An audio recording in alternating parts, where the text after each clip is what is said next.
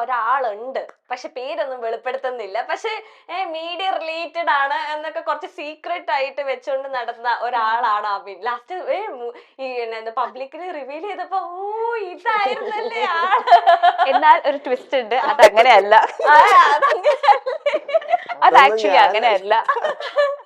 അത് ആക്ച്വലി അങ്ങനെയല്ല. ആക്ച്വലി എന്റെ ഒരു കല്യാണം മുമ്പ് വേറൊരു ആളുമായിട്ട് ഉറപ്പിച്ചു വെച്ചിട്ടുണ്ടായിരുന്നു. പിന്നെ നമ്മളത് കോൾ ഓഫ് ചെയ്തു. നമ്മളിതിന് നമ്മുടെ ഫാമിലി പിന്മാറി.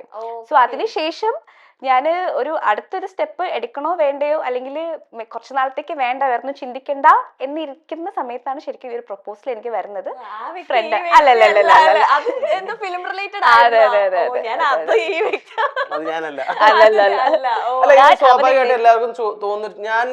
ഞങ്ങളുടെ കല്യാണത്തിന്റെ സമയത്ത് ഞാൻ കല്യാണം ഡയനയുടെ കല്യാണം, അപ്പൊ നീയാണല്ലേ അത്, അപ്പൊ നിങ്ങൾ തമ്മിൽ ലവ് മാരേജ് എനിക്കറിയില്ല, 2 വർഷം മുമ്പ് അവളത് പറഞ്ഞിട്ടുണ്ടല്ലോ. ഞാനത് ടെലിവിഷനിലൊക്കെ ജസ്റ്റ് ഇങ്ങനെ ഒരു ഹിന്റ് പോലെ കൊടുത്തിട്ടുണ്ടായിരുന്നു. അപ്പൊ നെക്സ്റ്റ് ഇയർ കല്യാണം കാണും എന്നൊക്കെ പറഞ്ഞിട്ടുണ്ടായിരുന്നു.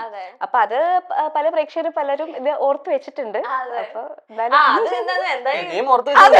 അതുകൊണ്ട് വന്നേക്കാണ് ഫോളോ ചെയ്യുന്നതാണ്. പിന്നെ ഇങ്ങനെ സീക്രട്ട് ആന്ന് പറയുമ്പോൾ നമുക്കിങ്ങനെ മനസ്സിന് ഭയങ്കര സന്തോഷം കിട്ടുന്ന കാര്യങ്ങൾ നമ്മൾ ഒരു ഒളിവും മറവും ഇല്ലാണ്ട് നമ്മൾ അങ്ങനെ ഷെയർ ചെയ്യുമല്ലോ. അപ്പൊ ആ ഒരു എക്സൈറ്റ്മെന്റിൽ ഷെയർ ചെയ്തതാണ്. പക്ഷെ അൺഫോർച്ചുനേറ്റ്ലി അത് സംഭവിച്ചില്ല.